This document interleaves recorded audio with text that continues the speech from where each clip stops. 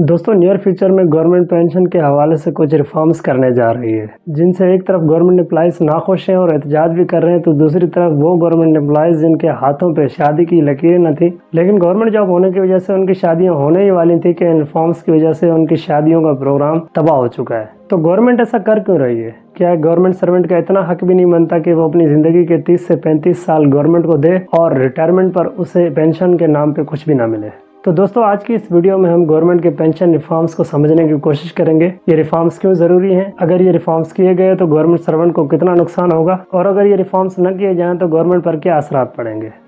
दोस्तों Pakistan institute of development economics की life time cost of government servant 2023 report के मुताबिक गवर्नमेंट सर्वेंट्स यानी सरकारी मुलाजिमीन की पे अलाउंसेस और पेंशन की मद में होने वाला एक्सपेंडिचर 8 ट्रिलियन रुपीज़ है, जिसमें से 3 trillion salaries and allowances, 2.5 trillion government project companies and organisation employ salaries, 1.5 trillion pension और 1 ट्रिलियन मिलिट्री पर्सनल सैलरीज हैं। इस 8 ट्रिलियन फिगर के साथ बजट 2023-24 के तमाम एक्सपेंडिचर्स में से सिर्फ एक एक्सपेंस डेब्ट सर्विसिंग को ऐड किया जाए जो कि 7.3 ट्रिलियन रुपीज़ है, तो इन दो एक्सपेंडिचर्स का फिगर 15.3 ट्रिलियन रुपीज़ बनता है। पाकिस्तान के बजट 2023-24 में total estimated revenue 14.4 trillion rupees है। बजट में जाहिर किए गए सारे एक्सपेंडिचर्स को छोड़ के सिर्फ इन दो एक्सपेंडिचर्स को टोटल रेवेन्यू के साथ कंपेयर किया जाए तो पाकिस्तानी इकोनॉमी की पिक्चर कुछ डरावनी सी बनती है। गवर्नमेंट के एस्टिमेटेड टोटल रेवेन्यू में से आवाम पर 1 रुपया भी खर्च किए बगैर सिर्फ इन दो एक्सपेंडिचर्स की फाइनेंसिंग की जाए फिर भी 90 बिलियन रुपीज़ का डिफिसिट बनता है, जिसको बैलेंस करने के लिए हुकूमत या तो IMF से कर्ज लेगी या फिर अपने दोस्त ममालिक से इमदाद लेगी।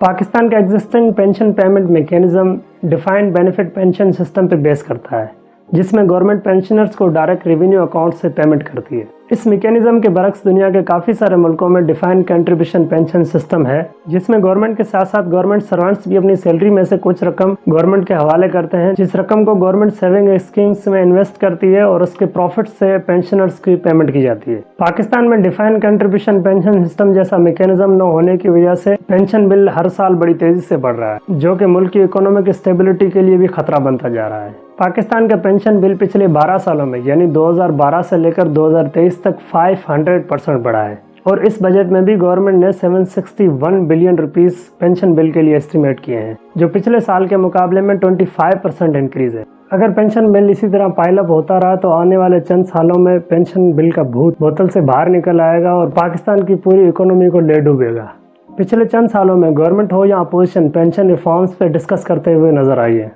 ऐसे ही डिबेट्स के नतीजे में साल 2020 में PTI गवर्नमेंट ने पे एंड पेंशन कमीशन बनाई थी, ताकि एक्सपर्ट्स की मदद से एग्जिस्टिंग सैलरीज और पेंशन सिस्टम को रिव्यू किया जाए और उनमें रिफॉर्म्स किए जाएं। और मौजूदा पेंशन रिफॉर्म्स उसी पे एंड पेंशन कमीशन की रिकमेंडेशंस का नतीजा है। दोस्तों इन रिफॉर्म्स से किसको फ़ायदा है, किसको नुकसान होगा, इस मामले में हर कोई अपना व्यू पॉइंट रखता है, लेकिन अगर गवर्नमेंट के व्यू से देखा जाए तो ये रिफॉर्म्स बहुत मैंडेटरी हैं, जिनको इम्प्लीमेंट करने से मुल्क की इकोनॉमी को डूबने से बचाया जा सकता है। दूसरी तरफ पेंशनर्स के व्यू को देखा जाए तो खास करके लो ग्रेडेड पेंशनर जिनकी पेंशन 20-30 हज़ार के करीब है, तो ऐसे मुल्क की हालात में जहां एक आम आदमी का रहना मुश्किल हो चुका है, तो वहां पेंशनर की पेंशन में अगर और कमी कर दी गई तो उनका गुजारा बहुत मुश्किल हो जाएगा। दोस्तों आपकी क्या राय है कि गवर्नमेंट को पेंशन रिफॉर्म्स के अलावा और किन किन ऑप्शंस पे काम करना चाहिए ताकि मुल्क की इकोनॉमी को स्टेबिलिटी की तरफ ले जाया जाए? कमेंट्स में अपनी राय से आगाह ज़रूर कीजिएगा।